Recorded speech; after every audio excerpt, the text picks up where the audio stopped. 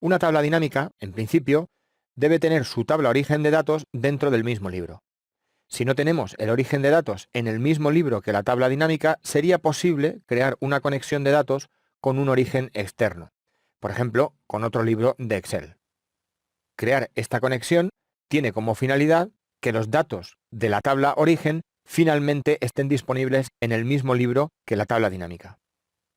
De momento vamos a considerar la posibilidad de que ya tenemos nuestra tabla origen de datos en el mismo libro de Excel que la tabla dinámica en construcción.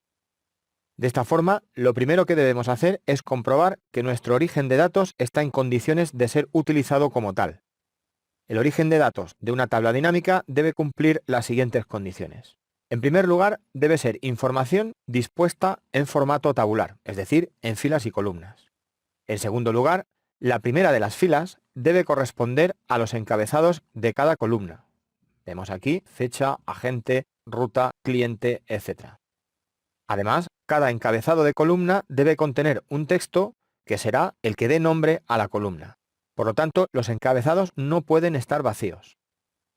Por lo tanto, sí es posible que hubiese celdas sin datos en la tabla, pero no en los encabezados. En otro orden de cosas, la tabla no debe tener formato de tabla de Excel de forma obligatoria, pero sí que es muy recomendado, puesto que la tabla dinámica tendrá un comportamiento más óptimo en algunas cuestiones, como la actualización de datos cuando la tabla de origen crece y también durante su creación.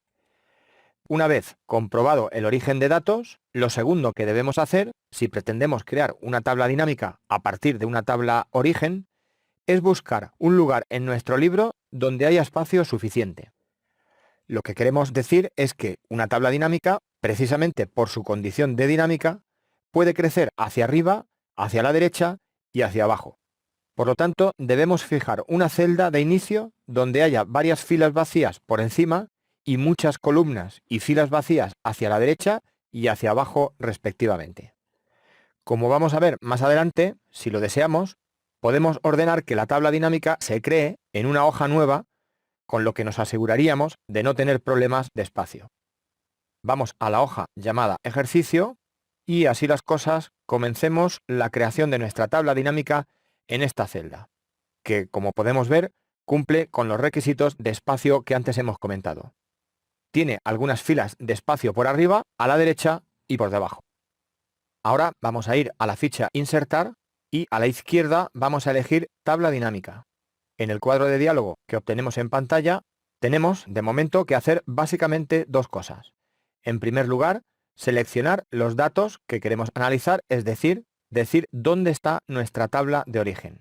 Y más adelante, concretar el lugar a partir del cual se creará nuestra tabla dinámica. Vamos a empezar por seleccionar la tabla origen. Hacemos clic en el selector de rango, hacemos clic después en la hoja donde está nuestra tabla origen y ahora seleccionamos dicha tabla. Puesto que esta tabla que estamos viendo tiene formato de tabla de Excel, tan solo seleccionando con un clic desde el extremo superior izquierdo, vemos que ya reconoce esta tabla con un nombre, que concretamente es el nombre que por defecto da Excel a una tabla la primera vez que se crea su formato. Así pues, podemos ya presionar Intro y ya tenemos la primera de las dos cosas cumplimentada.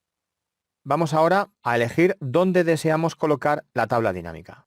Hay dos opciones, en una nueva hoja de cálculo o en una hoja ya existente. Puesto que ya comenzamos a seleccionar una celda en una ubicación, vemos como por defecto ya nos está diciendo que Excel supone que queremos insertar nuestra tabla dinámica en la hoja ejercicio y en la celda C5, que fue la que elegimos. Así que ya podemos hacer clic en aceptar. Y ahora vemos que aparece en nuestra hoja ejercicio un espacio donde se creará nuestra tabla dinámica.